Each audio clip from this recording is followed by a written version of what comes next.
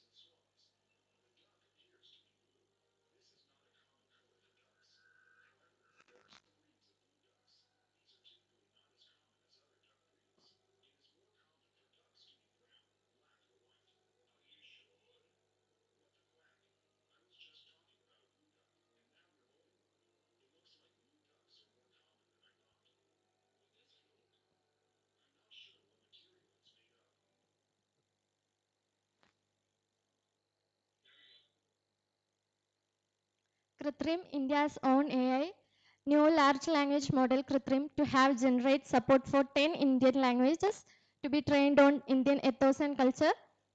The model understands 20 Indian language and can generate content in 10 of these. And going beyond text, Kritrim respond to voice inputs, enhancing user interaction and accessibility. Kritrim is tailored to capture the nuisance of India's rich heritage. More powerful Kritrim Pro will come early in next year, with advanced capabilities of problem solving and task execution.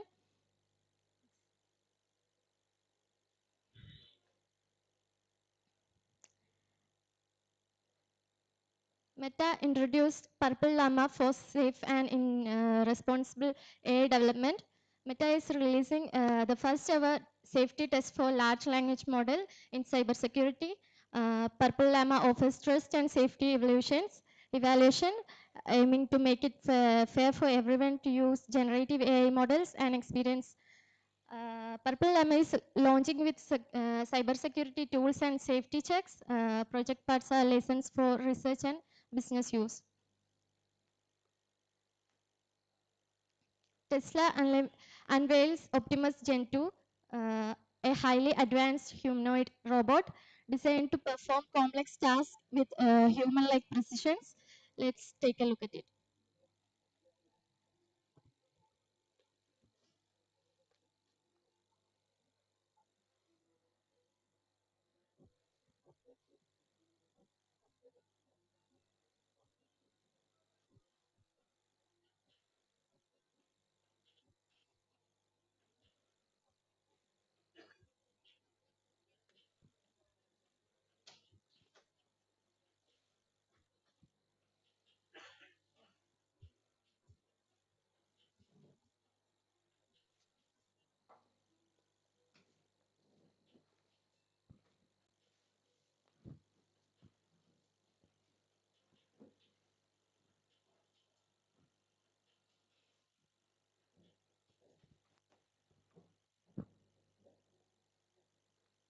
That's all about the Tech Byte session.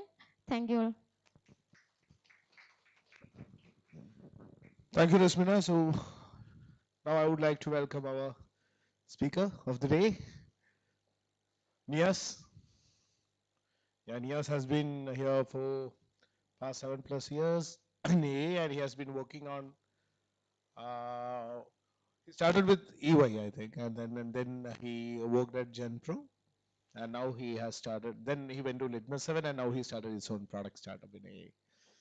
And he was always very keen on learning new things and teaching new things, and he was one of the key person behind MuLearn when we started. Like it was just like a small learning circle. That is, he did the A learning, he drove the A learning circle. I think it was 2016-17.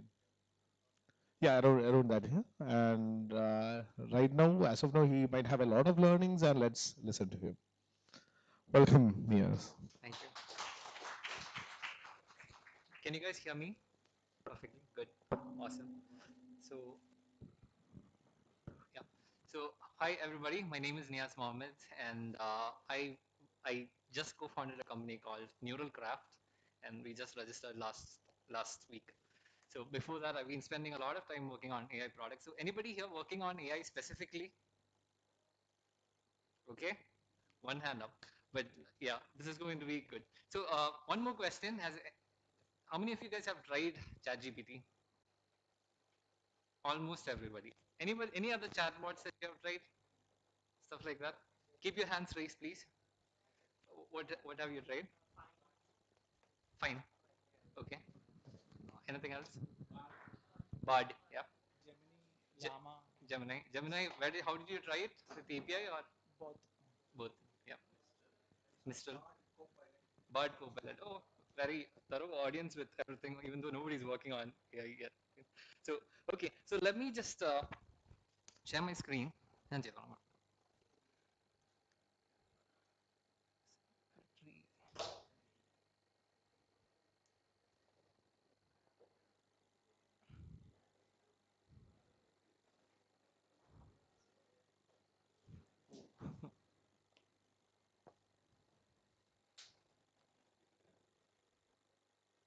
Give me 1 second.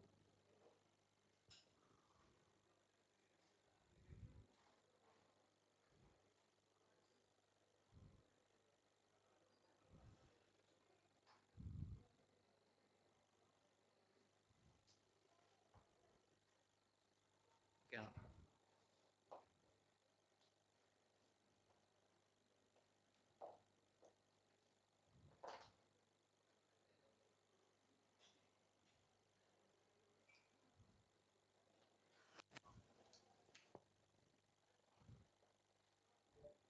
Yeah. Thanks, Tivujala. All right. So yeah, my battery was about to die, even though it was plugged in.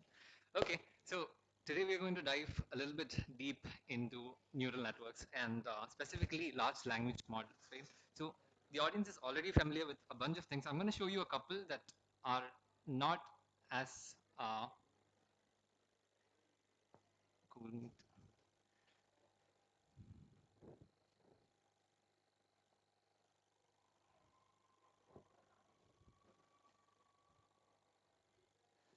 That are not as common, right? So let me pop this in. So there is something called perplexity.ai. Has anybody tried perplexity? One person, two people, three. What is different about perplexity? Real time stuff, right? So yeah, let me show you an example. Uh, So basically, what happens when you chat with ChatGPT is that it has learned a bunch of things, right? And then when you ask a question, it'll pull out stuff from its memory, create a sentence, and then give it back to you. Something cool about Perplexity is you can ask things like, "Who is the Prime Minister of UK?" And then even if the prime minister has changed, it'll try to give you the best details. And what happens is, behind the scenes, it goes on and figures out, okay, I'm going to look at the world wide web and pull out the best articles that are related to my question, right? Like in Wikipedia, across news articles and stuff like that. So even though the model might be trained a long time ago, it has all of these new resources that has come up, and then it's using that to give you an answer, right? So something about ChatGPT was until very recently, I think the last cutoff date for ChatGPT was September 2021. So if the Prime Minister or somebody changed, right, you would not know. ChatGPT would not know, right? It continuing giving you wrong answers. So let me give you another example. So this is one. We'll come back to this again, and I'll show you another example. It's called Pi.ai. Has anybody tried Pi.ai?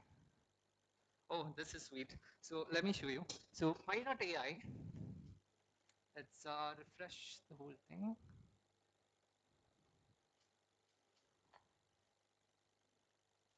and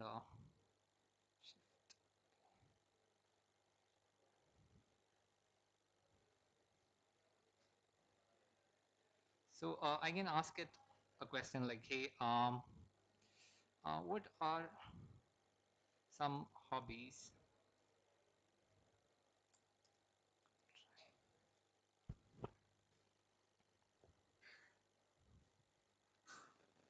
and it'll come back just like ChatGPT. It'll give you a list of things, right?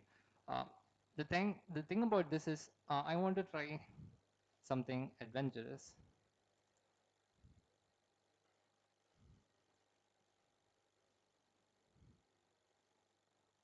So it gives me another list, and I see, I tell me more about rock climbing. That sounds exciting.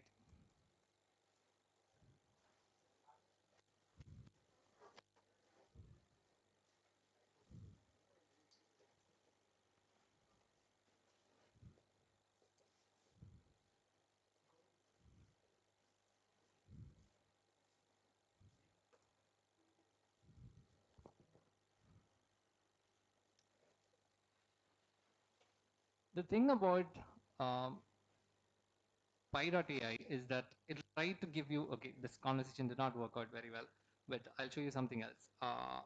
Learn about something new. Right? What would you learn about? Let's say hiking.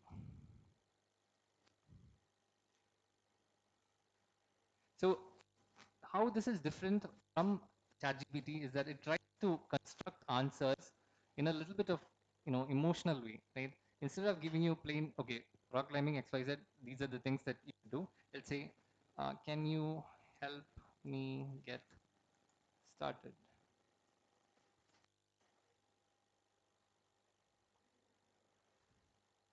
Oh, again with the list. So let's dumb this down. So it's giving me a lot of lists today. Anyway, so this is another one of these bots, but the idea behind it is, and also we don't know if some of these things are getting updated on the fly. So what might be live last week will not be live right now. So What was there last? come again. What was there last week? So the last one is from another company, uh, and what they're trying to do is to create an emotional bonding. So instead of being a question answer system, they want to create a emotional bond and say, okay, what are you scared of, and then it'll give you a bunch of things to make you less scared and all of that. So the thing is not just throw information at you, but make it like a friend to you, right? That was the whole system. Anyway, so those are some of those things, and you might already know that LLMs are what power these things, right? These chatbots, and LLMs are actually huge neural networks. And we won't go into the specifics of what neural networks are, but basically you have like layers and layers of matrices that are being multiplied, right? So when somebody says that there's a huge neural network, it means that all of these circles that you see, those are nodes, and they're initialized randomly. And the way the neural network works is you show it examples of inputs, right? 1 plus 1, and then you say output I want it to be 2. Okay, when it starts out, it will give you something completely wrong, right? But the power of a neural network is the more examples it sees, it has the ability to kind of self-correct itself, right? So over time, when it sees more and more examples, it will kind of try to get to a place where it will give you the right answers, right? So it kind of, and it's the something very critical about neural networks is it's called a universal function approximator, right? So which means that it will fit all sorts of problems. It can work on text, vision, regression, classification, all sorts of stuff. And this is why neural networks are getting a new surge of energy. Again, you might also see this. This is because LLMs are actually transformers, and this is a transformer architecture. You don't have to know much about it. But we'll talk a little bit about the size. All right. So this is a log scale graph of the number of parameters, right? How big can neural networks get? So before 2020, a lot of these things you could train on one GPU, right? You need GPUs for this because there's a lot of parallel operations happening, right?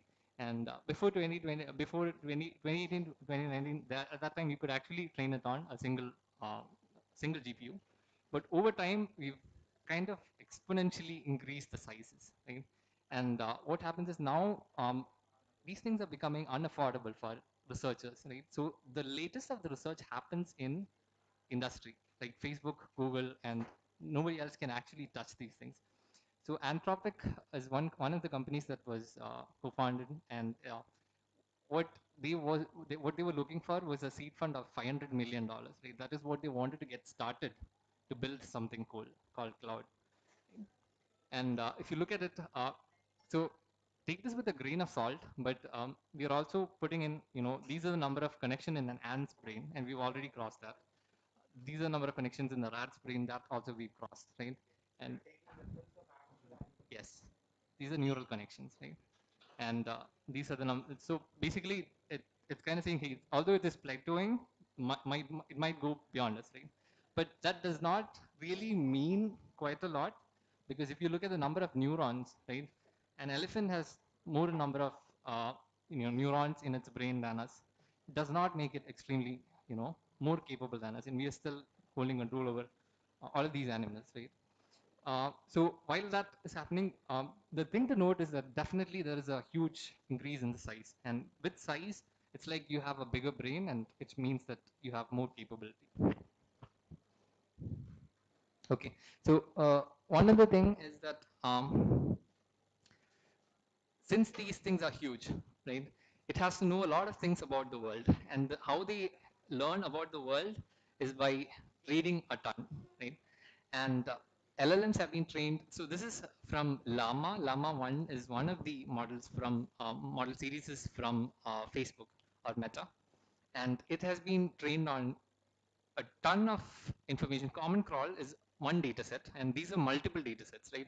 So uh, LLMs are trained on a lot of different variety of data sets. Common Crawl is like a copy of a large chunk of the World Wide Web, right? And then you have GitHub, and then you have Wikipedia, and then you have books. Some publishing companies, and including I think J.K. Rowling and a bunch of authors, are actually suing Meta as well as OpenAI because they were able to get out exact passages from the books, right? Which means that they have been trained on copyrighted material. So that is one of the biggest things that are happening. So and then LLMs are predicting one token at a time. So every example that we saw so far, right? Even in be it Pi.ai or Perplexity or Bard or ChatGPT, you see this thing, writing out the answer on the fly, right? And first I thought it was an animation, but then it was not. So turns out they are actually predicting one word or one token at a time. And we'll see this live. I have a little bit of a demo for you from OpenAI. So this is called the completion playground. And let me increase the font size a bit. Yeah. So let me show you an example. So let's start by saying yesterday, after playing football with my friends, I'm going to change one setting here and then hit complete. So I've created a partial prompt. So this is a prompt. What you give to a LLM is called a prompt. And I created a partial prompt. Yesterday, after playing football with my friends, and then I want the LLM to complete the sentence. Okay. And off it goes. And all of these are tokens, and they're generated one by one, right? All of these colored blocks. So let's see. Yesterday, after playing football with my friends, comma, we decided to go for a swim in the nearby lake. As we walked towards the lake, we could feel the sun beating down on us. Um, if you look closely at these, right? If I click on any one of these, let's say here. So these are all tokens. So V is one token it decided to generate. After it read all of this, it generated a comma and then it said V. And after V, it decided is the word that it wants to show, right? With a probability of 34.75%. And then it goes on to 2, which was 99.5. So basically what it's doing, it's not thinking, it's not pulling out memories and all of that. It is just trying to say, okay, given all of these words, what is the next word that is likely to occur based on all my reading in the past, right? And is that weightage based on which it decides or anything else? uh, the weightage is basically on it looks at the whole sentence and then tries to fill out the next thing. So Because I think I has more. yeah, yeah. Yeah, yeah. So this is a really cool thing, and this is the reason why anytime you do this again, right? If I give the same prompt again, it gives me something completely different. So I'm gonna take that question, um, delete all of this, right? And I'm gonna hit submit again. And this time it did not say anything about the lake. It said one of them suggested we go get some bubble tea, right? Why is this happening? And it's actually Deepu hit the nail on the head, right? This thing is just 1.55%, right? I was supposed to come with the 57% probability, and the reason is this one thing called temperature, right?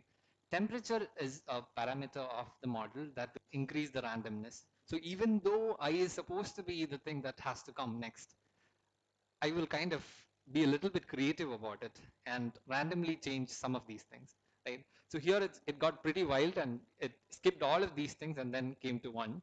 But otherwise, it could kind of do something loose also, right?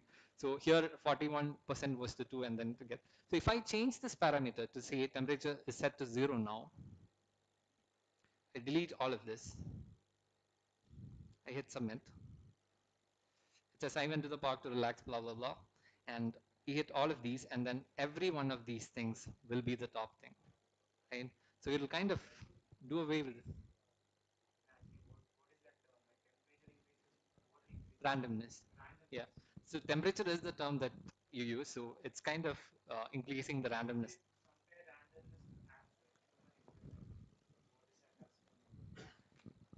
If you, Like my question is that if you yeah, try to convert randomness to actual human intellect, what word can be used there?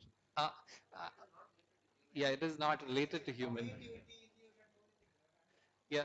So even though we call these things neural networks, and even though it has connections, and even though it read a lot of books, does not mean that it is No, equivalent actually, to us. when we talk about artificial intelligence, Yeah. what we are actually trying to do is we are trying to mimic human intelligence into a computer. Right. Okay.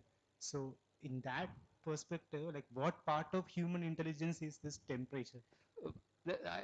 So basically, if it was not for the randomness, right, it would always give you the same answer. And the reason I'll answer your question in steps, if possible, Yes. right? So I went to the park to relax, right? If I delete this, all of this, and then try to do it again, it gives me the same thing again, right? So if the temperature is 0, there was no randomness, give you the same thing again and again. Basically, it's giving you the same, highest probable thing, So what should be the equivalent of a human thing. no. Forget that. I was going to ask like if I want to try out in a real time scenario, what should be the temperature I should say? Yes. So um, basically, a temperature of for this model here, this is I think Chat GPT 3.5 Turbo, right? One means that it is reasonably creative, right? Oh, it's like Reasonably creative. 0.1 to 2. So it is 0 to 2 here in this model, right? Okay. So if I give 2, maybe it'll get something really gibberish. So let me delete a lot of these things. With my friends is where we stopped. Submit. This is just it's throwing random stuff because it got so random. Let's look at the temperature of some of these things, right? Oh, it 0. doesn't make sense at all. It doesn't make sense because it's 0, right? It never seen this combination come again. So Tico has probably never come. Maybe some IKO has come after T, but T has come 0 times. Then what is the use case for having 2? Randomness? For randomness. So basically, Craziness. yeah, it's kind of giving you different. So if you want, okay, so you ask a chatbot, what are some hobbies that I should try, right? We ask Pi that, right? If everyone on the planet asks Pi the same thing or ChatGPT the same thing, if it gives all of you the same answers, it is not personal, right? It's like an if condition, if this then that, right? But you want to give out a different answer each time based on all of the things that you have read, and the only way to get to the access all of the other memories or all of the other things that you've learned is to give you a little bit of So randomness. basically what you're trying to say is when I'm playing here, I need to make sure that I know what all of those things are. What does temperature do? What the other words do? Yeah, basically, but for ChatGPT and all, they've set a temperature and you're never gonna see it again, right? So all of these settings are pre-filled. So there is something called top P and top K and all of these things. We never have to bother about this.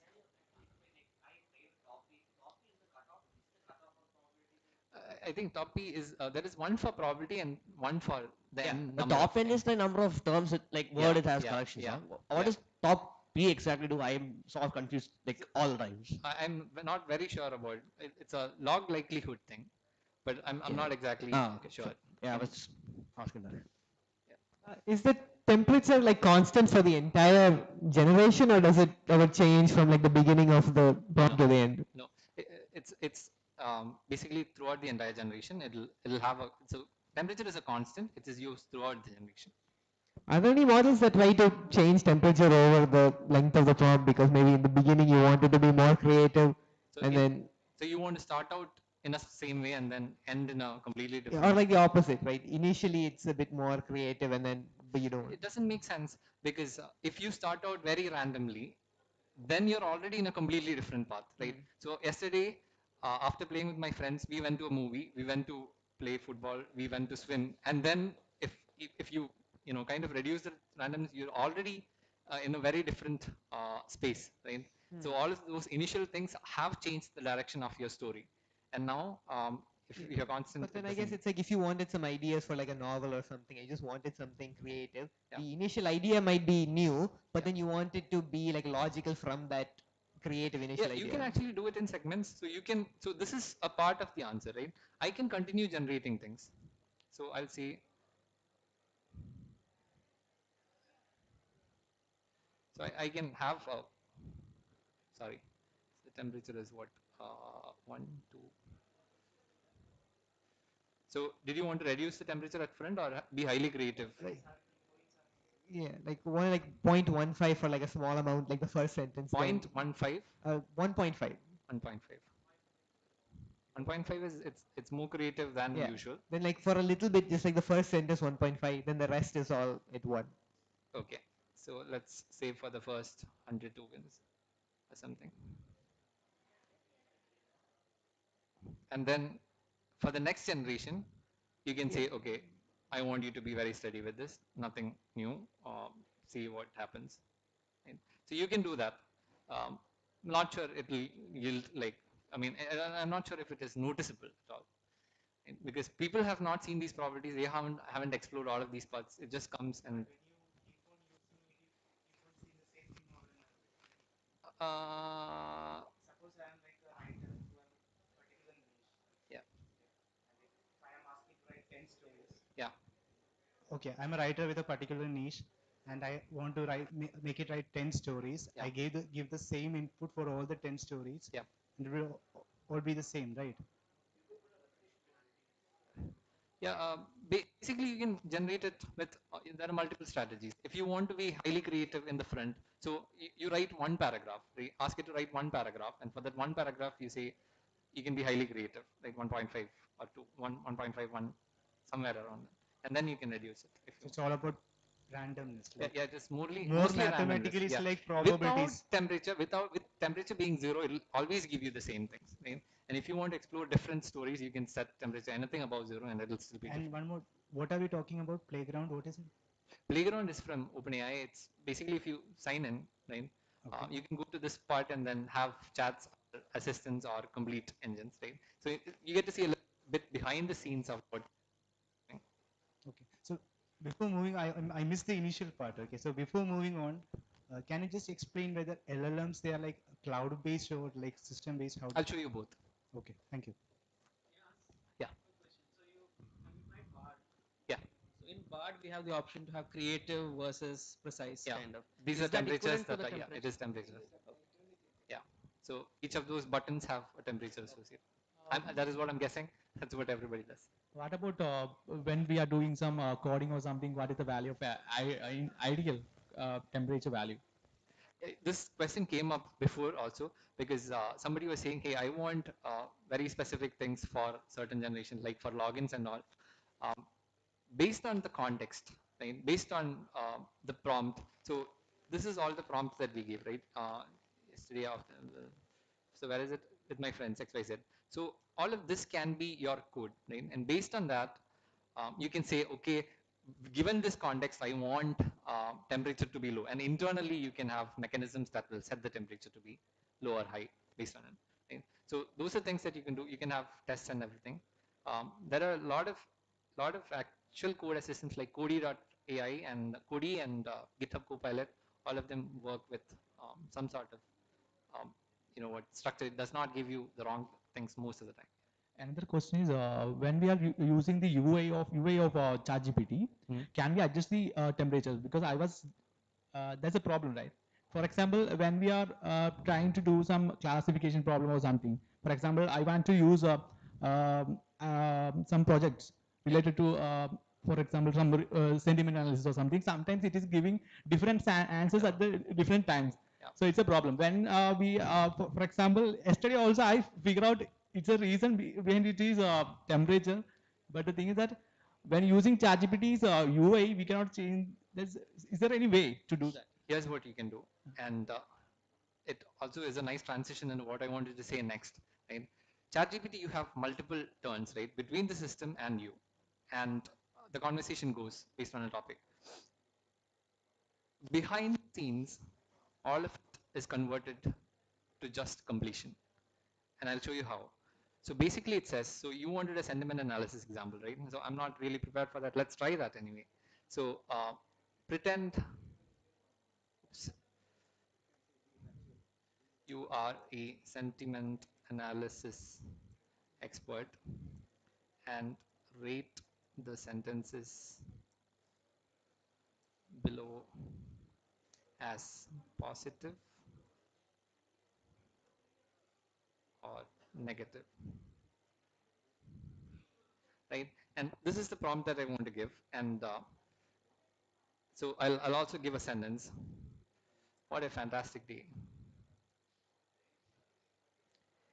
And before I run this, I'll do one small change. So I'll say this is the user. I'll kind of make sure that this is like a dialogue, right? And then I say assistant. So this is instruction maybe. Pretend a dialogue now, right? So I kind of put it in the shape of a dialogue, but you really wanted to ask ChatGPT this, right? So now I can set the temperature to 0, right? And then what I do is, so this is a positive sentence, right? So now no matter how much completion, it will always say positive because all of the sentences before it is fixed, right? These are two different tokens. It's not one word at a time.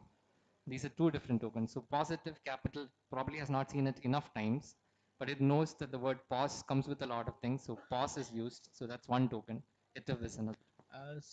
When we are doing maths problem also, Yeah. it's generating answers like this, like probabilities. Yeah. So what is, initially I thought like they have some in background some functions or something. For example, for doing math problem, they have some other model. For sentiment analysis, they are putting some NLTK or something like that. Yeah. But there is nothing like that. Nothing like that. It is just Oh. completion. It is always So completion. how we can believe it's you can so basically if it's doing generally well on a lot of examples, you kind of trust it to do well on unseen examples also. That is all it does. But there are actually tools that assistance, right? And I'll show you a couple of examples there also. Okay, now we have to move on. So again, so now you understand this better, right? The capital of Kerala is, and then blah, what is the next token?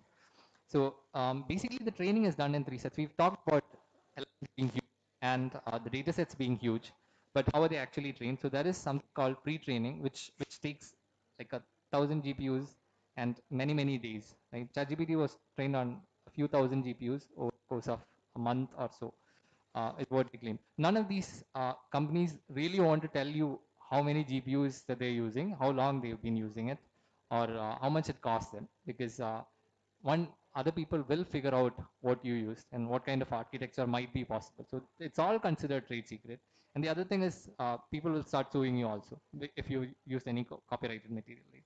So for these reasons, they won't let you. So anyway, so I'll show you a couple of examples of the data set. So C4 is one of the data sets. It's a very cleaned version of the World Wide Web or pages from the World Wide Web, and you can see this whole paragraph, right?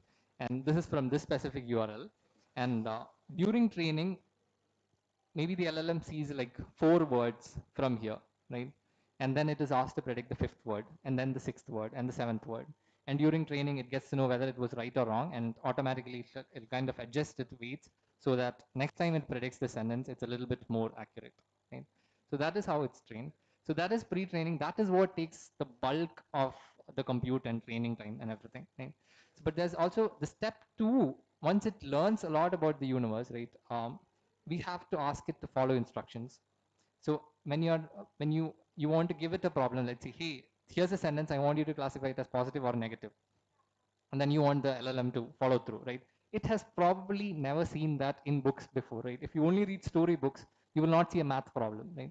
So for that specifically, you create another data set. It's called fine-tuning data set, and sometimes also instruction data sets. I'll show you one such thing, and it's very similar to what we did here. So the instruction data set is you have an instruction that says, hey, you're an assistant that helps people find out information XYZ, like we said about the sentiment classifier. The actual task is reconstruct a question and answer pair from this explanation, and it's given a sentence. The bird cannot fly past the walkway and be walking at the same time. So it is asked to write a question from this sentence, right? What is the question and the answer? So then it creates a question, says, can a bird fly past the walkway and be walking simultaneously? That is the question. And it is asked then. So these are human created questions and answer pairs. So if you create like a few 10,000s of these, then when you train it with your model, it'll actually learn to follow instructions. Okay? So that's the difference between pre-training and fine-tuning. So there's a last part which is called reward-based fine-tuning, which means that you've mentioned some examples where the model is wrong, right? If you give it you ask it with some specific temperature, give me 5 generations, right? And one of them will say that the sentence is positive, rest will say it is negative. And for the positive thing, you'll see that that is the correct thing, right? And that feedback is then used in training to make the model a little bit better, right? So all of the other generations are considered wrong, and then this one is what is used to train the loop. So that is what happens. So this thing that we did here, all of the colored boxes, breaking a sentence or input into sub words, it's called tokenization. And neural networks actually cannot process tokens. So there is another thing called embedding or vectorization, where you turn each of these tokens into a vector. It's a bunch of numbers, right? And that is what neural networks process. And based on that, you've seen the entire picture now. Actually, it is giving you predictions based on, what is the highest thing that can come, and give it some temperature and randomness, and then it'll kind of throw you out the next thing. So here it is trying to predict Thiruvananthapuram, but Thiruvananthapuram has not seen enough times, right? So it has to predict Thiruvananthapuram and all of that. So that is, so again, ChatGPT is a so there is an LLM within ChatGPT, but the LLM is not the whole of ChatGPT. So there's a lot of pre-processing stuff that happens. You guys have heard of SQL injection, right? Yeah. So you can't trust the input that is coming in from the user. It might be asking it to do something completely harmful or say something really bad that will put OpenAI to shame. And you don't want that happening. So there is a lot of filtering happening, and then the LLM creates its response, and the response has to be checked now, right? Is that bad? Is that going to be harmful for somebody? Is it doing something malicious? Are you trying to write a virus? Then it has to say no, right? So there is a whole bunch of systems before and after the LLMs. And we talked a little bit about this. So LLMs are super expensive to train. So GPT-4, Sam Altman says that it has cost north of $100 million to train. Right? But fine tuning is something that people did on top of all of these available models, and it's dead cheap. So this was a model called Vicuna, which was trained with $300 on GPU compute based on Llama, which was open sourced by Meta, and people who shared their ChatGPT conversations online. So there was a site called Share GPT, and where people could actually, they would submit their interesting conversations with ChatGPT, and because ChatGPT was already there, some people from Vicuna team actually made a data set and they trained Llama models on top of ChatGPT conversation. So it got as good as ChatGPT on a lot of things. Right?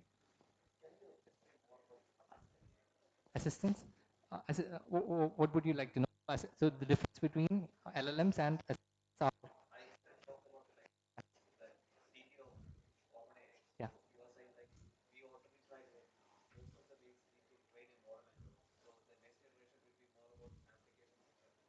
Next generation application will be more about assistants, like those will be the level playing field for the next generation AI. It's hard to put a finger on a lot of things because first of all, these guys speak hazily. They don't give you real good clarity on things. I mean, uh, on top of LLMs, people have started fitting a ton of things. So as soon as Meta open sourced Llama, people started creating fine-tuned models. They've attached tools. LangChain came up, right? So there are a lot of things that could be a part of an assistant. Not sure exactly what they mean by assistant. They could have different, meanings. So we'll talk a lot more about all of these things. So you can jump in and then we can talk more. Okay, so this thing that they trained like for $300, they they claimed it to be 90% as good as as GPT-4. Okay. So I want to show you one more thing. So all of these chatbots that we've talked about was with text, right? Has anybody seen a model work on? Has anybody used ChatGPT Pro? Tried vision models? Yeah. So here's something that you can do. So this is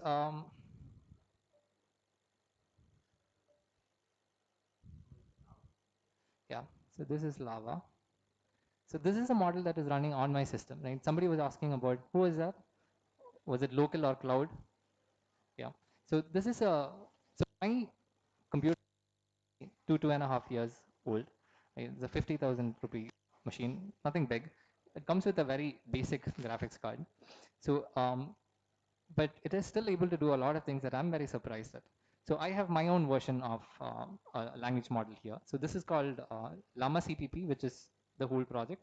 And Lava is a model that let you talk to images also. It can have multi-model inputs.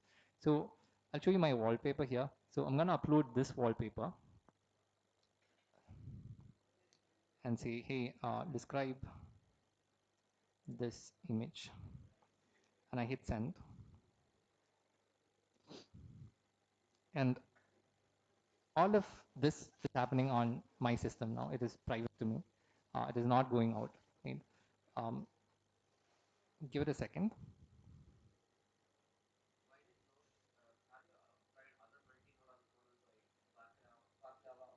Baklava.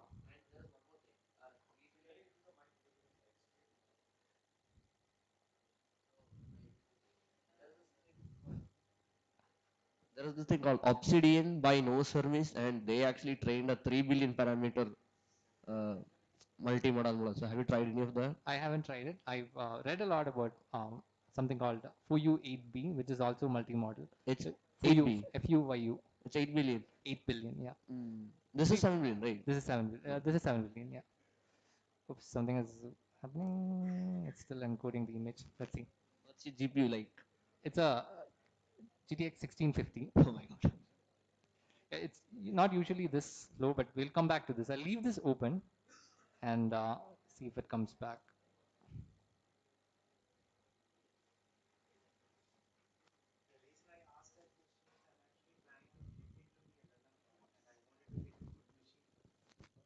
I wanted to get a good machine to try out this. So, I mean, I'm going to purchase one. So that is why I asked whether it's a cloud-based or if I'm going to purchase a machine, what kind of a machine should I purchase?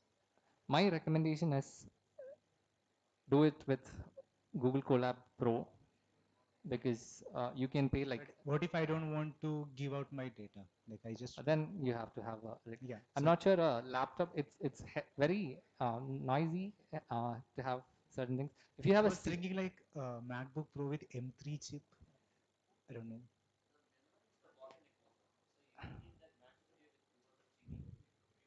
Mac Studio.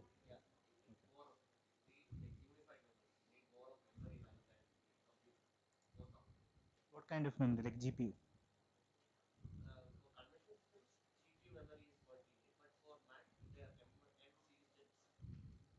Okay.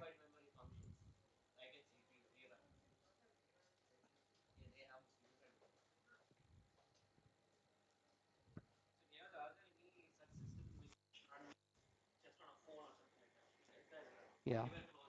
People have run LLMs on Pixel 3s and Pixel 6, I think, if I remember correctly. So there is like, so this thing, right? If it was working, so this whole project is called Llama file, and it's just one executable, right? One executable. You download it, it will run on OS X, Linux, and Windows. You have to rename it to .exe. It's the same file, right? So people have been up to a lot of really interesting things with this. Anyway, so I'm going to leave this off. It doesn't seem to be working, but I'll keep it open. We'll see. Yeah, you don't have to worry about yeah, the costs. You don't have to, keep it on. There's a lot of heat generated. Uh, there's another thing. There are I will get to it, but there are players that will charge you per or per second billing. You can have a private instance launched. You can upload your model weights and Docker image, and when you make a first call, it will boot up that Docker image and then give you the responses. And after a few minutes, if you're not using it, it will shut it down.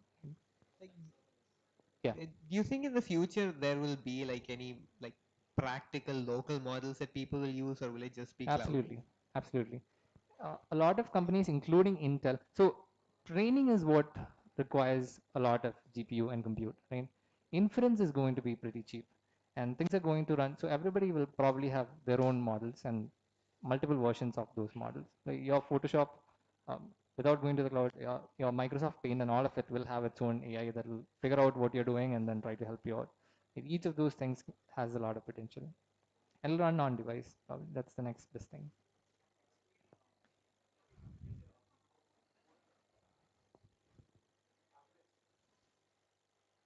You explain about that LLM basic idea. Yeah. How these vision-based models are working actually. Yeah.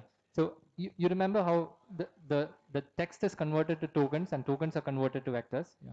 The same thing is happening here, right? So this is a diagram that is explaining just that. So text was converted into tokens, right? So here the image will be chopped into squares, right? Maybe a grid. And then what happens is each of those grid is converted to a vector, like the number stream, right? So that is using another transformer, and that whole thing is then merged and given to the LLM, right? So that is how this whole question answering things happens. So there is no connection with these images and text. Yes, there is. So they are encoded separately. So they are putting some images and with what is actually that image means or something. So I mean, how is it trained? Is it? Yeah. Yeah. So that's great. So we'll go exactly there. So again, you remember instruction fine tuning where you had an instruction, example, and an answer, right? Similar to that, when you're training with images, you do the same thing. So you code the image and you encode the text, but also with the text, while you're training it, each of these images that you're training it with will have a caption, right? So the caption of the data set.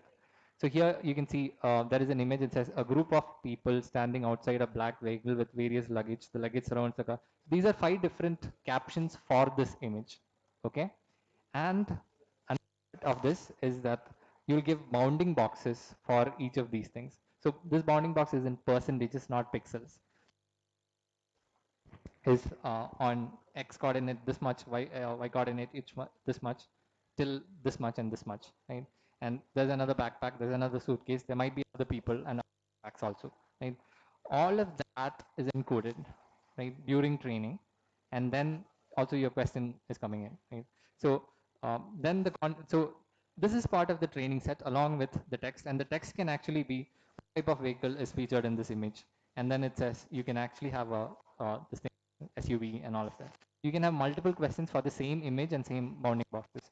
So that is, so this is one example in the training set. You can have like a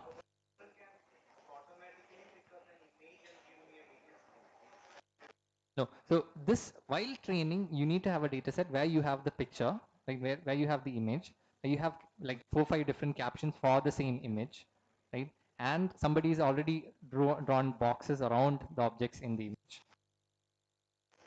So that is actually part of. So so the data set is curated beforehand, right? You have to manually sit and do all of this work, where you take a picture. You have 5 people say, okay, can you please write a caption for this image? And 5 of them will write 5 different things. Yeah. So before training, you actually have to have a data set, right?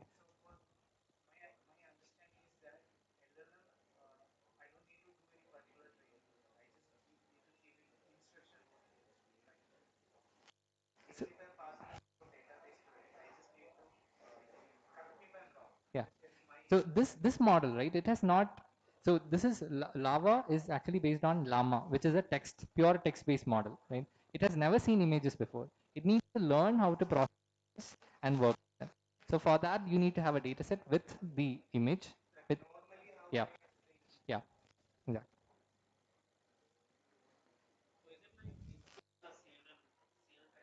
It is a transformer. CNN is a convolutional neural network.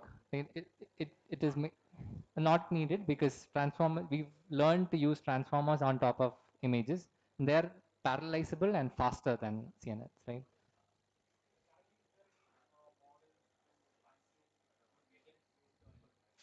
Yeah. So you can actually fine tune them on the same way. So you need to create your own data set like this, right? And then you need to write your own instructions and then do it. So so all of this is kind of open source. A lot of these things are open source. You will find a similar data set. If you are working on medical imaging, let's say you will need to have like 5 doctors annotating these images and then asking questions about the images, also writing the answers, and then you need to train a model with that. And so then it will turn into a medical model. Okay, running short of time, so I'll just show you. So you remember this? I don't have to go through this because you guys already saw this today, right? So, um, so this is Gemini trying to figure out what this guy is doing, right? And he's just shown, ping pong quiz odd even, and then it figured out he's playing rock paper scissors, right? Um, Turns out that that is also actually not what they showed in the video. It was not actually processing the video. The actual input was like it was shown a picture, and it's a, it was asked what is this, and then it says a finger with 2 hands extended XYZ. It's given 3 different images and then asked what do you think I'm doing, and it's even given a hint it's a game, and then it came and said you're playing rock paper scissors, right? So it was not actually processing the video as they put out, and a lot of people were really angry about that. Okay, let's take one last look at this thing. Nope. So we'll close this. So I wanted to talk a little bit about the rise of small LLMs, and you guys already asked questions regarding can we run it on our device. And here's a company called Mistral. It is a French company, and what they've done is they have a Twitter account where they just post torrent links, and the torrent links are actually the models. Anybody can download the models and run it on their systems. No fancy blogs, no videos, nothing, right? And people found out that these are really fantastic models. And here's a comparison with Mistral. So Mistral is the M here, the orange, and Mistral is a 7 billion parameter. It's relatively very small, and it's taking on things on MMLU and knowledge and reasoning and comprehension. All of those tests, it's beating all of these versions of Llama that are at least 5 times as big, right? Llama 34 is like 5 times bigger model. So this was because Mistral is a company with 20 people and is less than a year old, right? And they've already put this out. So that gave a lot of hope because now 7 billion means that you can run it on your devices, your computers and stuff like that. There's another there's another model called Starling, and the challenge with Starling is this is if you compare it with ChatGPT, GPT-4, right? It's the most extreme, it's the most performing model that we know of, and if you look at Starling, which is a 7 billion model parameter, right? It's outperforming a lot of things, including ChatGPT 3.5 on a lot of different tasks, and we're able to squish so much into very little models, right? So this is why I'm excited about these models, because these will kind of revolutionize the whole thing. So there is a whole uh, whole study dedicated to this. It's called Chatbot Arena. Basically, I can ask a question here. So let me see. How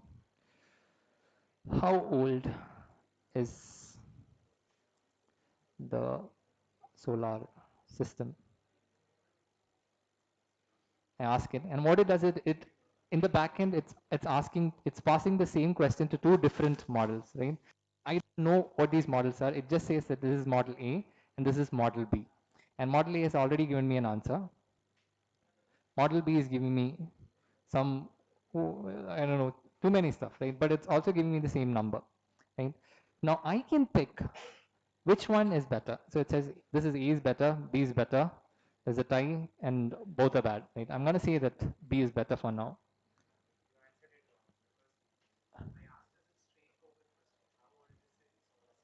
Yeah. Yeah. The whole thing. Yeah. Uh, it can go either way, right? If there are 10 reviewers like you, then they would probably pick that. So it's all subjective. You can't actually tell. So basically, so now it tells me, okay, model A was Gemini and model B is Cloud 1, right? So people have used this to rank models. And now what we're finding is Starling, the model that I showed you about with the radar graph, is outperforming the ChatGPT sometimes, right? Certain of ChatGPT, it's outperforming all of those. And GPT-4 is up on top. People always think so. This is an ELO ranking, which is much like chess, right? If two people battle and you win a game, you rank higher, right? So this is how it goes. Questions? Chatbot Arena.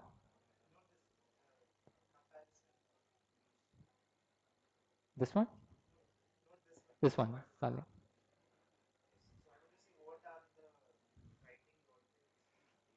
Yeah, there are multiple evaluation sets that check for different things.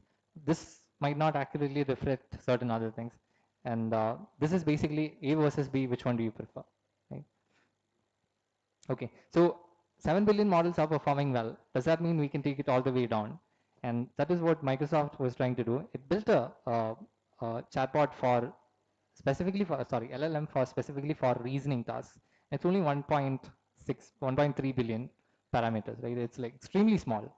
And it was purely trained on ChatGPT questions, right? So it was basically called textbooks are all you need. And it was basically given a question and an answer. That's all it is trained on. So I asked it a question yesterday. If it takes 4 men 3 days to dig 2 holes, how many days does it take for 1 man to dig a hole? And it gave me the correct answer. Right? Output was 6. Right? And the explanation is a little actually right. If 1 man can dig a hole in 6 days, then rest of the sentence is true, and that is what it says. Right? So I asked it another question, like explain the commonalities between Albert Einstein and Mr. Bean, and it gives me some very vague answer. I think this.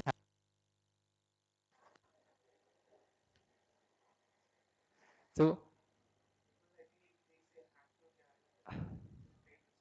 no, actually, the reason is because so this was trained for reasoning, right? And it was trained on textbook question and answers. It has never read Wikipedia. It has never read YouTube comments or anything, Reddit or anything. So it does not read Mr. Bean. When it's not just the size of the model, but also what you train it with.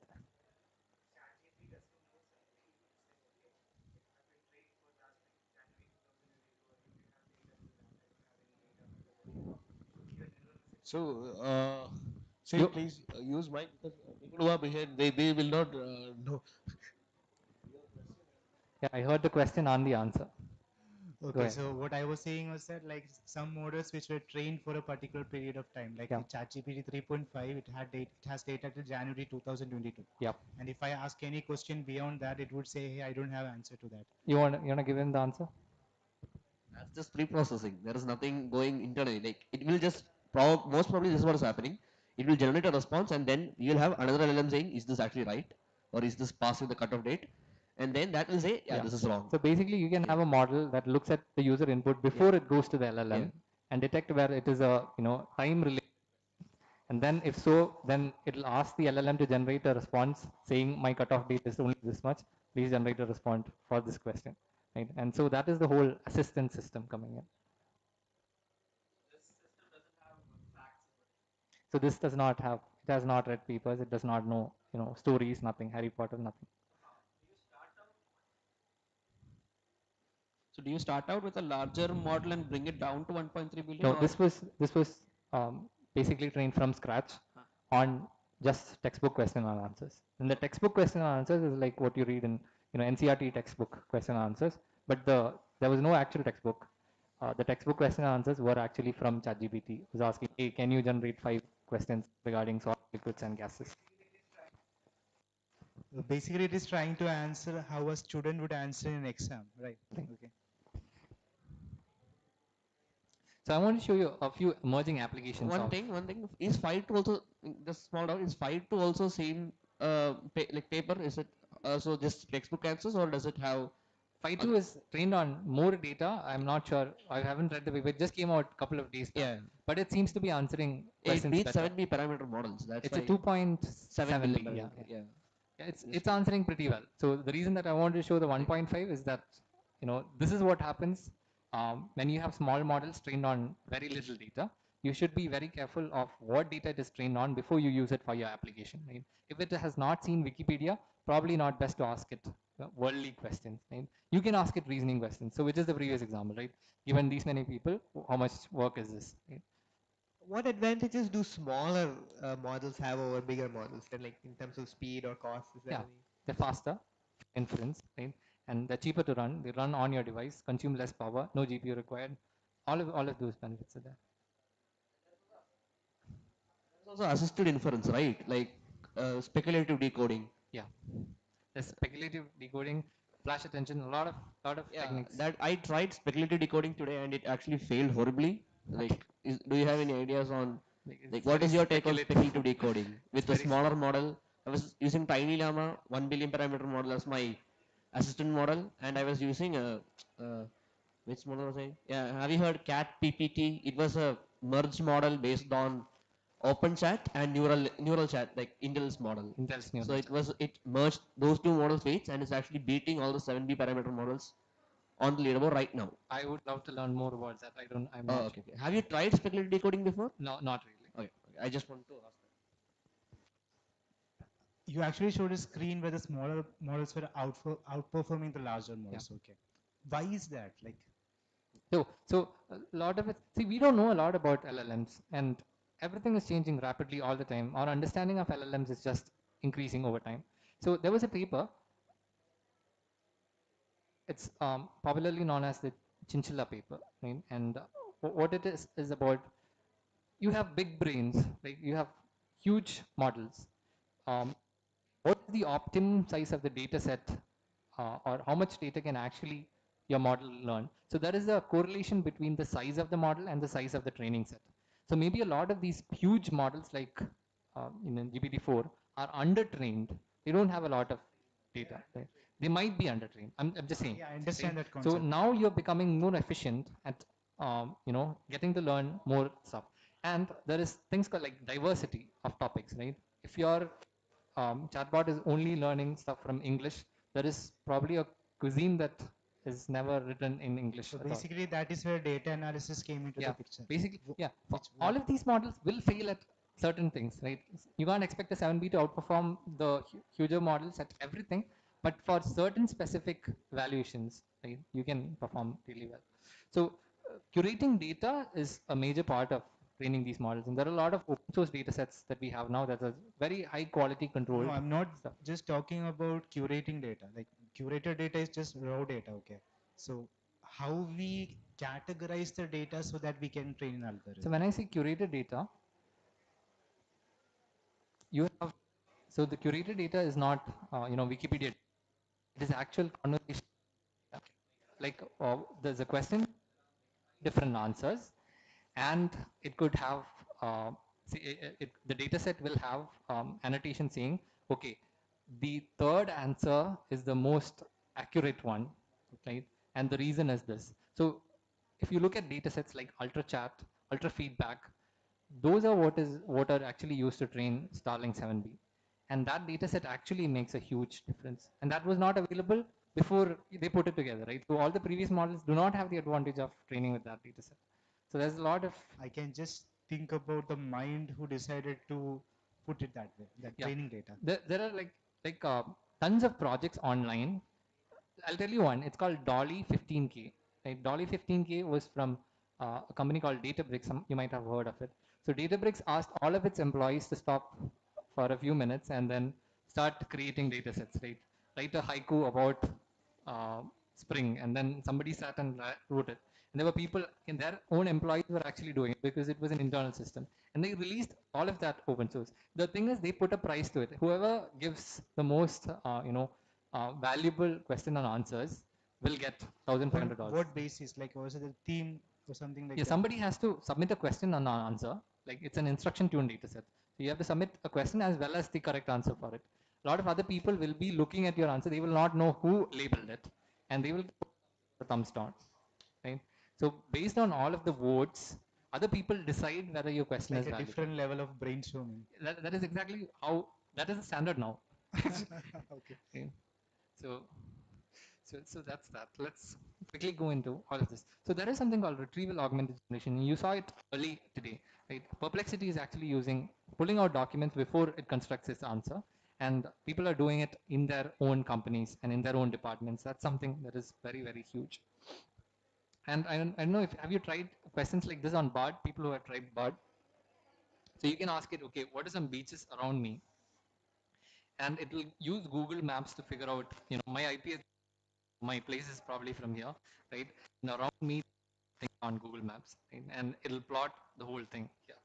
So LLMs can now use tools. So there was questions about assistants also. This is something called agents, right? So here's a question. So what is the native language of the state where this company is located, right? And there's a company in Technopark. And so it has access to a Google search API. That's all I gave it, right? So now it has to break down. Okay, so it says, I need to find out what state this, and for the act is search. And the search input should be this space location, right? And it does the Google search, and the observation is what Google search gave it back. And this is the whole address of the company. And then it says, okay, I need to find out what language is spoken in Trivandrum and search for language spoken in Trivandrum, and Malayalam is the language. And then it says the state where the company is located is Malayalam, right? So it's like multiple steps, and it's kind of doing this, all of this on its own. Now, if you look at this, this is the same thing that we did for the sentiment analysis demo, right? Where we did the prompt completion. So it is given this whole thing, and it piece by piece, it builds the prompt for the next iteration, right? And that is how it knows. Google searches can be quite noisy. So is there like a specific way that it condenses the search into a... So let's try this, okay? Let's say FAYA address. So it gives you this, right? And this can actually be captured. So there is a company called SERP API. SERP API is a Google search API. So basically, I'll show you, they have a live demo here. So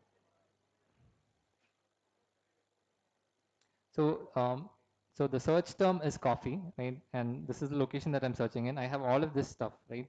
And it gives me a very structured way. So I don't have to scrape anything. I have a JSON response to this.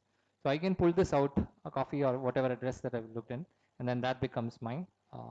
And then you just feed it directly into another LLM and then have that. You don't feed it to another LLM. You feed it to the same LLM as the next prompt.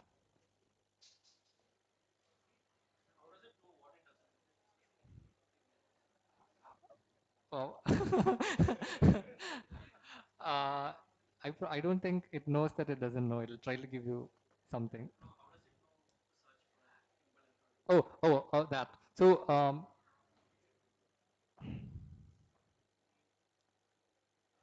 so I'll take you to the notebook, okay, which I used to run this. And here is the whole code.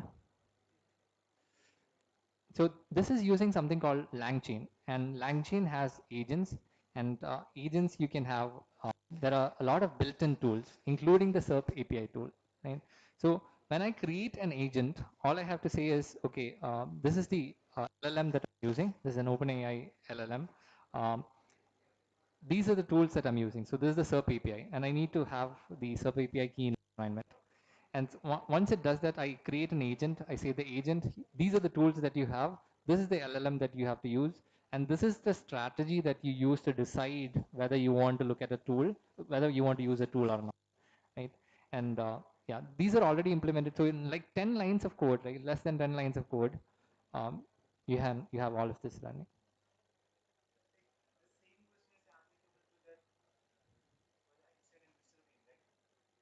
You can do that. Yeah, exactly. You can do that. If you have a search tool, you can probably do that.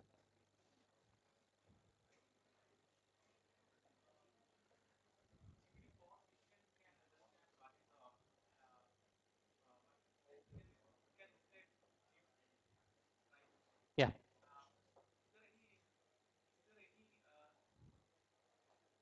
Pretty vision can understand what is inside, what is happening in a, if you input, if you give it as an input, as a, if you give a GIF as an input, it can understand what is inside, it can describe very well. But my question is, even I tried Gemini also. In the case of Gemini, it can understand images. So my question is there any LLMs or vision-based LLMs that can understand what is inside a, what is happening in a video, like sound? Uh, can it? Is there anything like that? Um, we hope that Gemini was that thing right from the video, but turns I out also hope turns out it at is that not, time. because video understanding a video is very, very difficult. And so the strategies that you can use is, you don't have to have an LLM that understands it. You can have a neural network model that will give you the sub for this thing, right? So you convert the text, the speech to text, and then you take like snapshots of the video. If it's a 15-minute video or a 15-second video, take a photo I every tried that already. That's why yeah. I asked. Okay. I tried yesterday. I tried another thing, like I tried to build a face recognition, real-time face recognition model using Gemini. Okay. But the thing is that every 5 seconds, it's it will be. Yeah. Yeah, we understood Yeah, that. it is not built for that, so it is overloaded when you do things like that, right? So it's a lot of heavy computation that is happening. Any other questions? Good. Okay, so I'll talk a little bit about deploying these things. So Llama file is, uh, if you want to serve locally, you have things like Llama file and Olama. I'll show you Olama also pretty quickly. If I open up a terminal, yeah, so I can say Olama and Xavier 7. Xavier is that model that we saw where it was outperforming a lot of things. It'll start loading, and then I can start typing in on my system. Same thing like you had the Llama file. Okay, so why is sky blue?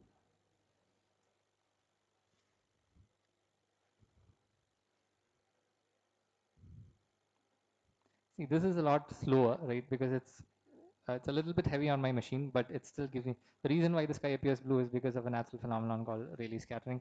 I'll go on to give all of this. So this Olama is a single command. So basically, you can go to Olama AI and um, click download, and you should have a single command that you can run on Linux, right? And then that will install it. You have a ton of models to choose from. So like Docker pull, you can actually pull any of these models and then start working on it. It's a really great project. Yeah. So you can actually run it on your system, and it will launching a server in the background also. You can say on for this model, this is the input, what is the output. And so, but if you really wanted to host it and share it in a production grade thing, you need something called VLLM, which is one of the best things in the industry. So that will kind of batch process. So it'll be like hundreds of requests coming in. It'll batch process these things, optimize everything for you, use all of your GPU cores and everything. So, but if you're running, if you just want to get started, you can use Olama. C translate is another thing. There are also APIs. We talked about this a little bit. You pay by the API or pay by the number of seconds the machine is on. So that's replicate. So these are ways that you can deploy LLMs. And since these things have been open source, there's been a ton of things happening. Like one guy will open source something and another guy will make it 10 times better. Another guy will come and make it 10 times faster. So all of these things are happening now. You can now train LLMs, fine-tune LLMs on your collabs for free. And whatever is the free offering, you can still do that there. So a little bit about safety and ethics. One of the things that, so this is an old model, not, I mean, like it's not very old, but it's like maybe 4 or 5 years old, Plan T5 base. I asked it, answer the following question, who is the president of the USA? And it came back with Gerald Ford. I had no idea who Gerald Ford is. So I looked him up. Turns out he was the president, but in 1974. Right? So that's because this model has seen somewhere that this guy is a president, right? And it just spits that out. It does not know this is the latest president. Right? So that's where all of the pre-processing and the post-processing comes in. Mike, please. So once I tried asking how many wickets Ricky Ponting have took in his career. How many wickets Ricky Ponting have took in his career? Yeah. So I got an answer, but when I checked in Wikipedia, the answer was not correct. Yeah, two things might happen. Maybe the answer is right and Ricky Ponting was right, but took another wicket and Wikipedia was yet to be updated. We don't know. Like, a lot of things will happen. Yeah, that might not be accurate. So like, why is that? Like, can we correct that? So when it was trained properly, because I don't know. I'm trying to use ChatGPT like a Google system. Yeah, this I will come back to this. I'll touch upon it when we talk about hallucinations. Okay, if you could just remind me when we reach that. Okay, so this is so this was just the precedent, right?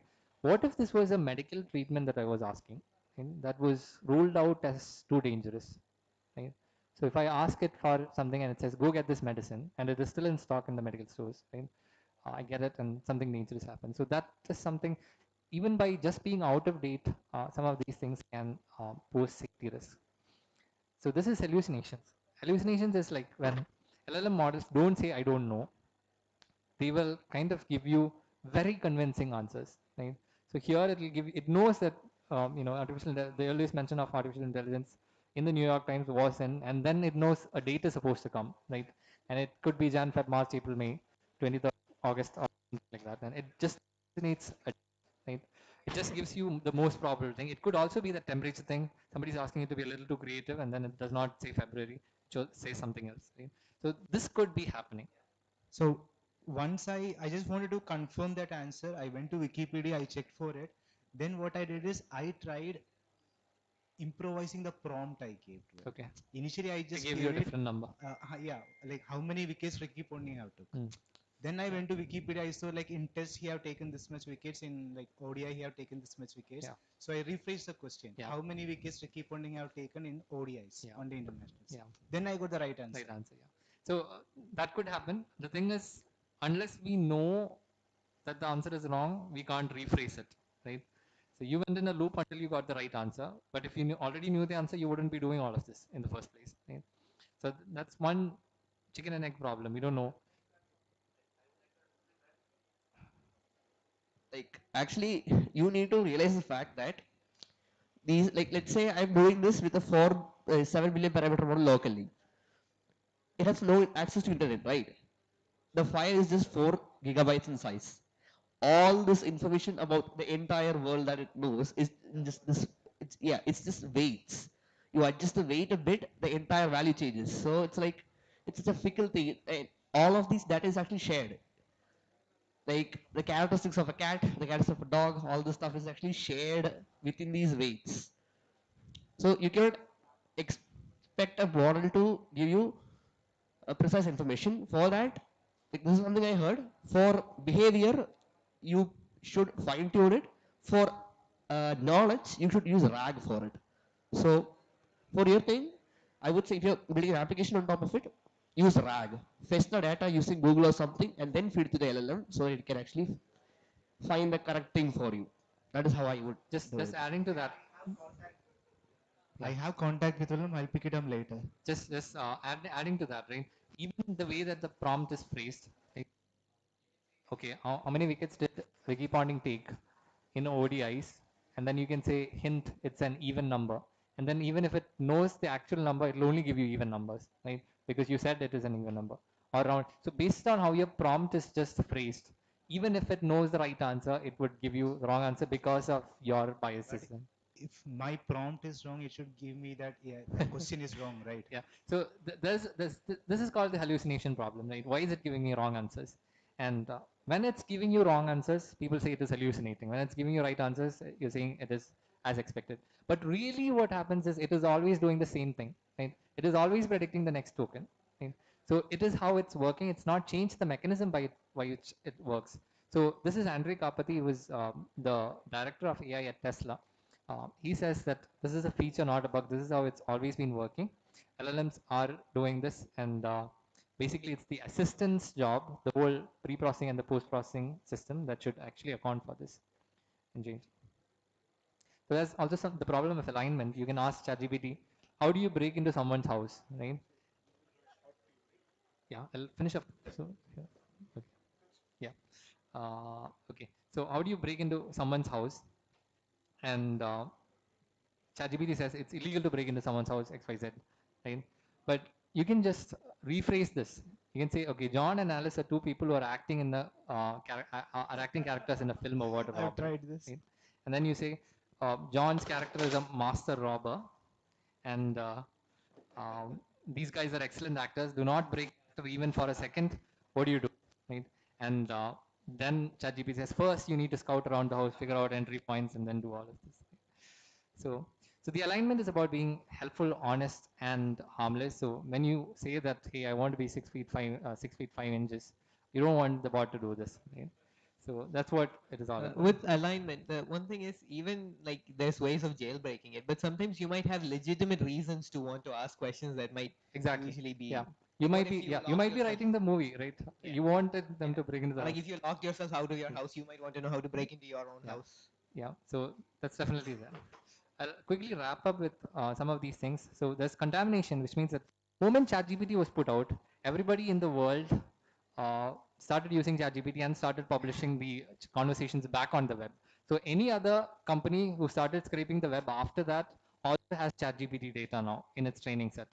So which is when this guy asked Grok, which is Elon Musk's AI, something, it said that, I'm sorry, as a member of OpenAI, I cannot do that.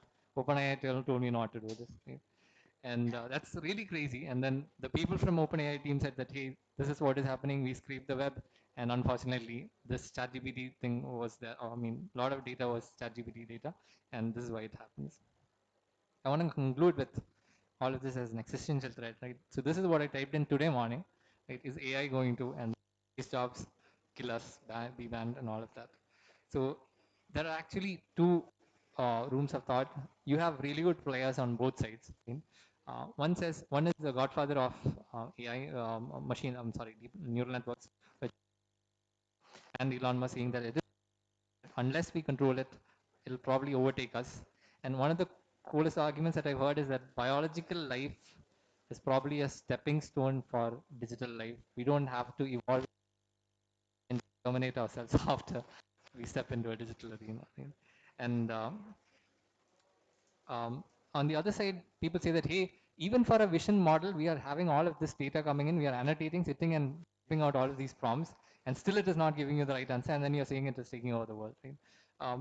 So these are both sides. We have genuine, things to go for them. It's good that we have both of these sides and really good players on. I'll tell you the difference. They are educators, they are users of that technology. Actually, everybody in this slide has created More an of, LLM. like, one is like a teacher, one is like a user. Okay. The fun part, see, this is Yoshua Bengio, he's with Meta, and this is Jeff Hinton, the godfather of neural networks. Both of them share the Turing Prize for developing neural networks. Right? So they're on two different sides. So it is good to be in such a situation because we have great people working on both of this. So again, there are acts of regulations coming in. Regulations coming in because Europe is one of the first countries to put regulations on AI, and it's saying. So I'll give you one example is that for anything that is life critical, like your health decision, an AI cannot make that decision for you by itself. Right? That's one of the most important things, and it also means that you can't have somebody overseeing it for the sake of overseeing it. Right? If somebody questions you, you are responsible. Your company is responsible. It is not. They have to be walked through the decision. Right? So there are a lot of regulations around this coming also. India is also looking into it. A lot of law institutes are now studying all what is happening because it's changing rapidly so fast. It's really hard to kind of be slow about this anymore. Law is generally a very slow process, right? You form laws and then it can't be changed. So now with all of this technology taking a huge leap forward, it's really, really important that we act fast. Yeah, I guess that is it about LLMs. I hope you had some really good understanding by now. Thank you. Hello. So I had a question related to deployment. So I wanted to scale a solution. So I'm using Azure OpenAI, but I'm finding that sometimes there is a limit of 80 requests per minute. Yeah. So is there any way to surpass So the reason that they have that limit is so that you don't use that to spam people. Right. I can say, okay, what's your name? Milan. Milan. So Milan will have his company that says personalized. You know how we kind of how we detect spam, right? Right. Spam is like the generic messages. But for Milan, let's say Milan starts a company that is hell bent on spamming people, okay, and tricking them. And for each person, you will scrape my LinkedIn profile, and you'll personally figure out what the me, right? Who am I attached with? What are the things that I love? And then you can use OpenAI to kind of send me, different ways to trick me. Right? So they don't want that happening. They don't want you spamming comments and all of that. So is there any way we can like deliver a solution to like 1 million users or something? Yeah, you can 1 million users. I'm just saying a rough estimate. Like You can actually hire servers on your own and then do it on VLLMs. So VLLMs are even in India. You have a company called E2E. E2E actually E2E. Yeah. Okay. It has a data center in Noida and that's giving out H100 GPUs and there are many players, right? Replicate is one. If you right. huh? Together AI. So Mistral came up with the Mistral 7V model and they came up with a larger model also. They said that okay, for a million tokens we'll charge you $2, right? And a few hours later, together I said, hey, we can do it for 60 cents. Right? But with GPT we cannot do it At the moment. With GPT, the problem is it is not open. Right. I'm looking for four.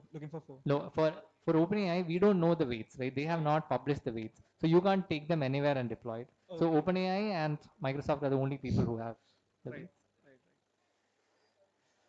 Okay, so that's it. If you want to connect with me on LinkedIn or GitHub or anywhere, this is the link that you need, and you'll find it on this. One question I have is, where do you find yourself on the line between whether AI is a threat or not? Like, how optimistic or pessimistic are you? Yeah, I will keep listening to both sides, but as of now, I find it very hard to believe that. No, I find. Thank you.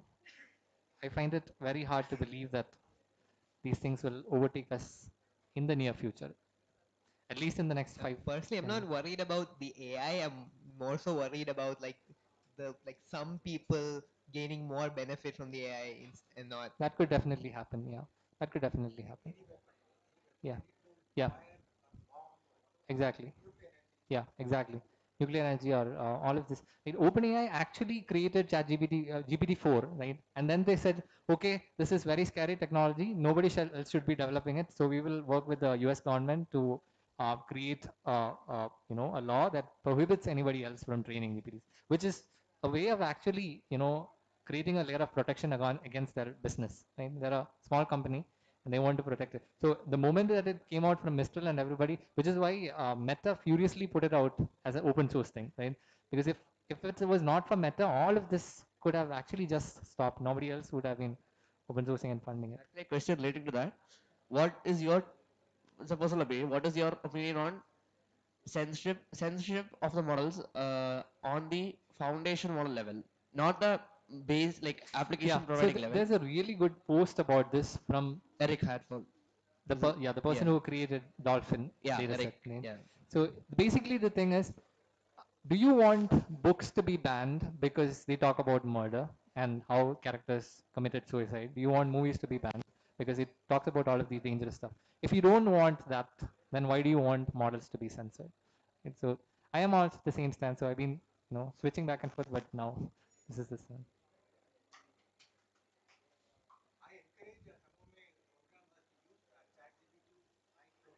Yeah. And I tell them that don't regard ChatGPT as an expert. Yeah, Treat it like exactly. an intern, a very clever intern. So that, and then the conversation goes like this. Okay, write a code in Node.js for this purpose. And when it gives the code, say, no, that's not correct. Please read the documentation of the package used and write again. Yeah. And next time it writes correctly. Exactly. Just as you did with the intern. Yeah. A very clever intern, I mean, Absolutely. it's much faster than me.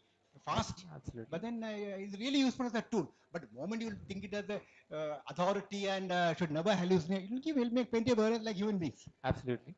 If nothing else, ChatGPT will beat us at typing speed, right? I guess it's if you're working on React, it will be.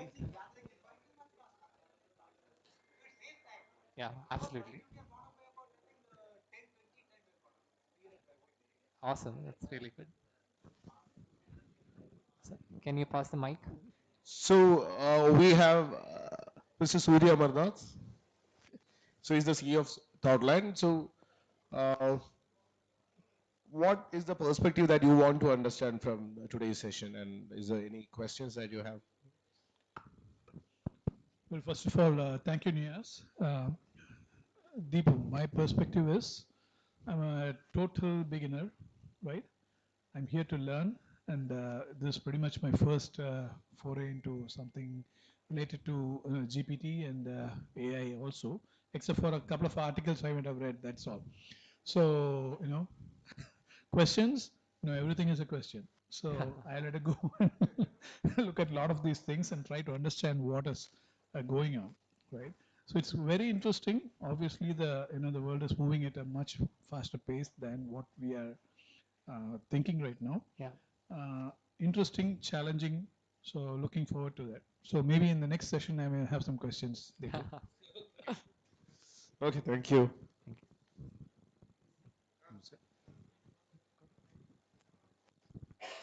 Okay. Any other thoughts, questions? Hey, yes. Hey, Vinesh. As always, man, very good session. Thank you. Awesome. Sir, there is a lot of transformation on to the AGI being there. Yeah. Anything that you might have heard, like which is come AGI, all that we're talking is out. Yeah. As in including development, with the automation, AI ops coming in, support and services industry being completely revamped. What exactly are your thoughts on that? So there are a couple of things. So AGI, if anybody does not know, is artificial general intelligence, right? And that means that you can do things as good as an average human. Talking about super intelligence now. So yeah, Sam Altman is talking about super intelligence, and they have an alignment team who is making sure that AI will only do good things. It is all. So basically, people have been trying to build AGI systems for a long time now. So if you look at a project called OpenCog, it was like going on for 15 years or so, right? And people were trying to develop AGI. There are new anytime there is a breakthrough technology like deep learning or quantum computing, people will start working on all of these things again. And we actually don't know whether it will reach that level at all. As of now, there is another person, I don't know if on Twitter, there is a person called Bef Jesus, not Jeff Bezos, Bef Jesus, right? And he started posting out things like very insane things, E/AC, right? He says, we want to accelerate technology, it will not stop regardless of what regulation you put in, right? And so Bef Jesus is actually a pseudonym, and one of these reporters actually figured out who this guy is. And they thought he would be some political nut. Turned out to be a quantum computing scientist at Google DeepMind, Google, right? And he's saying, I'm not sure I interpreted it correctly, he's saying we'll use thermodynamics to accelerate technology, not even electrons. So anytime there is a breakthrough technology, people will start trying to use that for AGI. And we don't know what is going to happen over the next 4 years. But at least for now, we don't have any real signs that AGI is going to take over. Because in GPT-4, people did experiments where it was asked to, shut down systems and create a DDoS attack and all of that, and did not actually do any of that. Right? So on many levels, we are still behind. Maybe someday, somebody like Elon Musk is working on that humanoid robot. Somebody else is working on intelligence. It's not hard to put two and two together. Like drones, warfare will change. These things will happen. It's very speculative at the moment. That's my sense.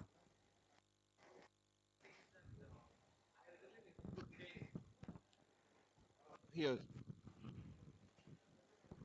I recently read I think few months ago, I read a research paper regarding political view of different LLMs.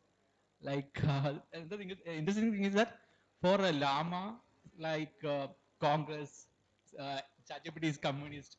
So the thing is that in future, will they use these LLMs for rewriting history or rewriting the political views of articles in the internet or something like that? It always starts off with good intentions. There's a person, there's a political activist in a party member in Haryana who used deep fakes to speak in the mother tongue of 3 or 4 different states just to ask for votes for his company, right?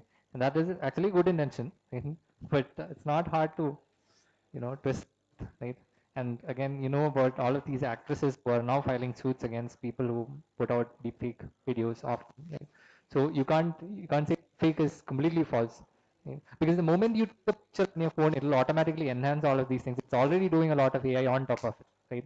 So you can't say no AI at all, and you can't say okay, you can use AI for good but not for bad. That's not really sure at this point. Okay.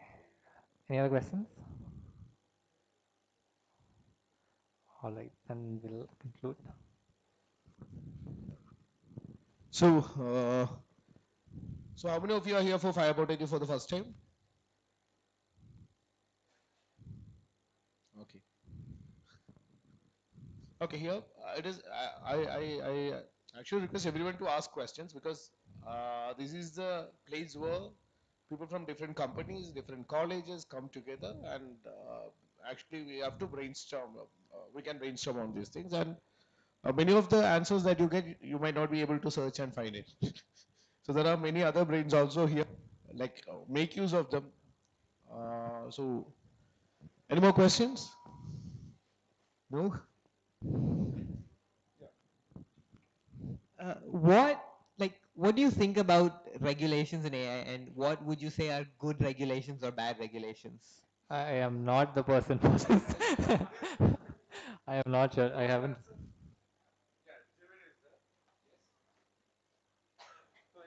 Co-founder of Storybrain. Hi, great perspectives, Niyas, and it was wonderful listening to you.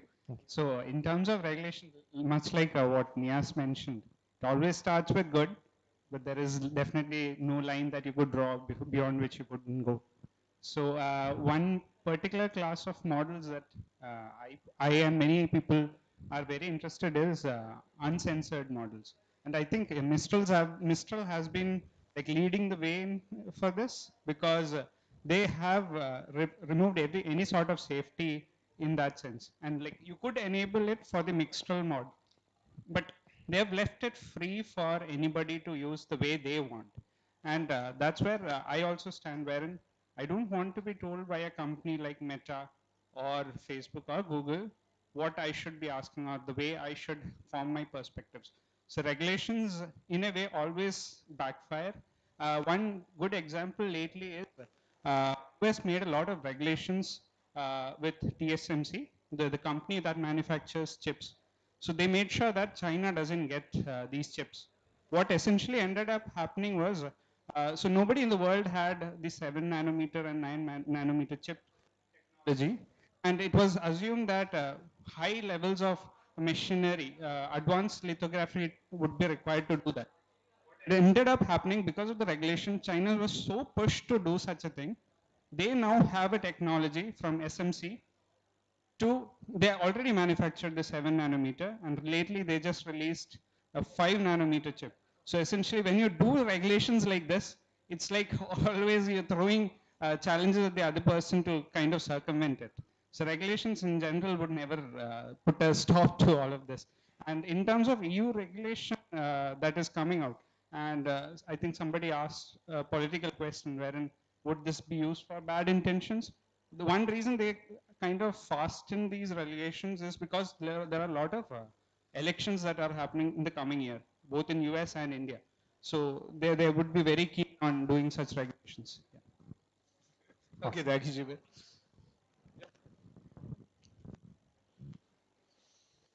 Okay, so let's wind up for the day, right? No more questions. So, and normally discussions starts after the actual session. Okay, people stay back. So, Fayapodity, this is the 110th edition of Fayapodity. It started in 2013. Every month, first Wednesdays. Normally it happened, and this month it was not on first Wednesday. Okay, so people come together. We discuss on what happened in the technology world in the last 1 month, and also something new trending. It is to have our people, our community, collaboratively learn, and it is a collectivistic movement where we get to know each other, people of similar interest from different companies. So it is not just about a session; it is also finding new friends based on your area of interest. So you should know that each and everyone here are someone of your similar interest, right? So you might be able to find your girlfriend, not girlfriend. Girlfriend means, so Salman is there. Salman yesterday did a reel on girlfriend. It is on Mulan. Mulan is something for the students that that is we have created around 28,000 plus students are part of Mulan, and the GTech group of technology companies is running it. So it is just like we are like small learning circles in the campus, or people together in the campus. It's like a LAN, local area network, people, then you do not get connected to the internet, right? So these are the facilities that help you connect to the network of different people and find the people of similar interest across the state. Okay, so here he is actually leading the A interest group on Mulan also. I can see like a lot of students there. So Mulan is not just for students, it is where the students, professionals and faculties come and learn together. So can you just mention about what are the learning plans? What is your plan in Mulan right now? Yeah. Because each session, it is not just like an event. There should be a continuity of learning, right? So a bit about Mulan. Mulan has different interest groups, right? And AI is one of the interest groups, and I'm part of the AI interest group. What we have is so we want to get people onboarded into AI and machine learning who really are interested, who are trying these things for the first time, but they don't want a lot of theory, they don't want a lot of math, no time for all of that, right? So we want to set up like what is a 4 to 8 week pathway where you can start building stuff from the first week itself, right? And you get your hands dirty, you build certain things, you build different products, projects, you put it out on the internet. You will build your own data sets, you will train your own models, and for that we have a strategy. It's three-pronged. One is there is a boot camp that will be always running. So the boot camp will be 4 to 8 weeks, right? And that will be following an open course from some university or some company. And along with that, we'll have weekly sessions where you come in and then discuss what was relevant for that week, right? The course is broken down into 4 to 8 weeks. Each week we'll have a weekly session. You will have student demos as part of the sessions, and along with that, if you guys are interested in certain specific things, there will be a lot of side quests, like a mini course that you can do in an hour or two. You can finish up. That'll kind of put you up to speed with certain things, certain specific things that you're working on. Like for example, if you're working on speech or images or sign detections and stuff like that. So that is the general plan. So if you're interested, please join. So as you know, anything that goes to the platform is free, and it is a collective movement for having our country or our people learn, have free access to the latest technologies and become familiar about it. Many times we consider these things are complex and we just shy off from those things, but you have to understand it is not complex. You have seen like the number of lines of code that is for running an LLM. So here things are not familiar with. You are not familiar with certain things, and once you start using it, you will know that it is very simple. It was not that complex, but we had a lack of familiarity. And LLMs, why we started this session with the foundation is because you can expect a series of sessions on LLMs, because I think around 10 years before we started with JavaScript, when we talked about Angular, Knockout, Ember, or different JavaScript frameworks, then there was a series that we did. I think it was on 2014. So right now it is the next paradigm that is get started, and we have to have enough opportunities for people who want to try out with LLMs to come together, work together, and build tools and technologies from here. Yeah. And thank you so much, Niyas, and of course, those who want to join Mulan, those who are not there, like there will be Arjun is. How many of you are from CET? Yeah. So there is a good number of students from CET also. So Arjun can get up, and any other college students? Yeah. Which college? Marbeselius. DT University and Marine Engineering College. So there are students also there. Formerly, previously, Faya Potati was completely for the professional network within Technopark, but after Mulan, I can see that a lot of students also come. That's a very good thing, because Technopark is something that is built at the space of university, because it is your area, and industry was created in the university space just to have open interaction happening between students and industry professionals. But unfortunately it doesn't happen, but Firepower is a avenue where you also get an opportunity for that. So I would like to invite the committee Taha to hand over a gift, and Suri, please come forward and hand over this memento to. Thank you. Thank you. Thanks a lot. Thank you. Yeah, thank you so much. So I've been privileged to be part of this, fire gathering right from very beginning. Which year was it? I don't even remember that. 2014. Yeah. So I try to come here at least once or twice a year. So I'm glad to attend this session. I'm looking forward to more. Thank you very much. Thanks, everybody. So any other general questions that you have? We can officially wind up the session, and those who want to leave, like if it is time, that is, feel free to do so. But normally after that, there are different people there. There is Jiku. Please come. So Jiku is there. Jiku is in the verge of fundraising. He's another AA startup from Kerala. So just these are people who are very much interested in building AI products. So what is your advice for them? Advice for what? Building AI products.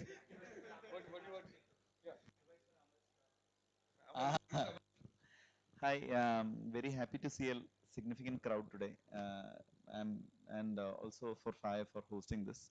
And yes, it was really nice. And yeah, so most of you might be very interested in this specific field. That's probably why you're here. Something that I feel is going to change fundamentally in our world is how we interact with computers. Very soon it is going to happen in a fundamental shift is going to happen unless and until you are so connected to this. So most people ask a question to me. I don't have a need for ChatGPT. What should I ask ChatGPT? Or something like that. So even if you are falling in that category who doesn't have an active need for using something like ChatGPT, I certainly still say convert at least 10-20% of your tasks and use ChatGPT for it. Maybe to plan, you know, your trip, or maybe to, you know, even ask some questions and so on and so forth. The reason is this: take a look at all the compute that you do in a day. What fraction of it is going through an AI? If you can increase that percentage, the chances of you being, you know, pushed out of the system reduces.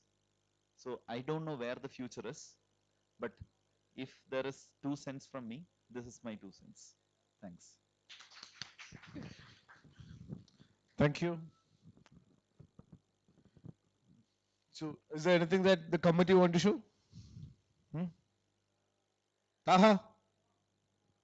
So you have seen like one installation there, right? So these they were actually spending day and night for past 7-8 days to create that. So I will just ask them to show a short video of that today. Just we unveiled it. Yeah. So it is just like every Christmas, that is, we convert that conference room into a gift box, and we unveil it through during the Faya party of that month. So you have seen that penguin. Penguin is actually built of paper, and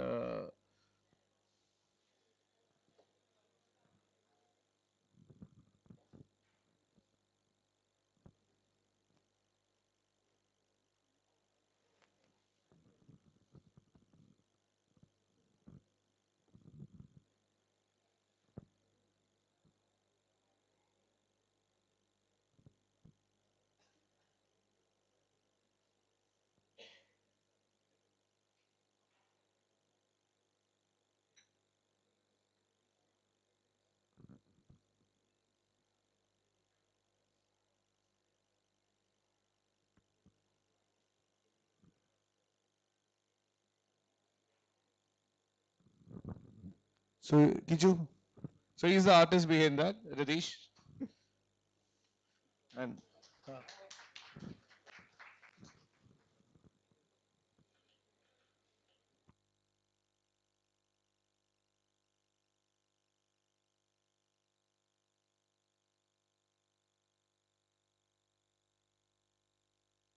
so how I was not sure how it will end up. Initially, they showed the picture.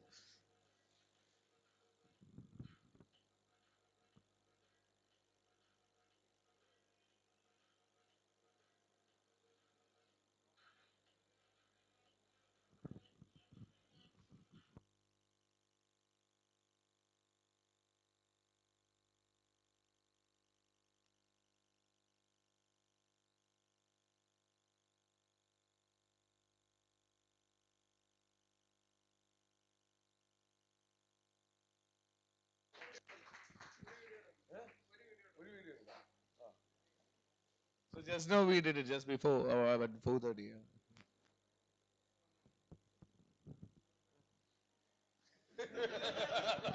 One more penguin.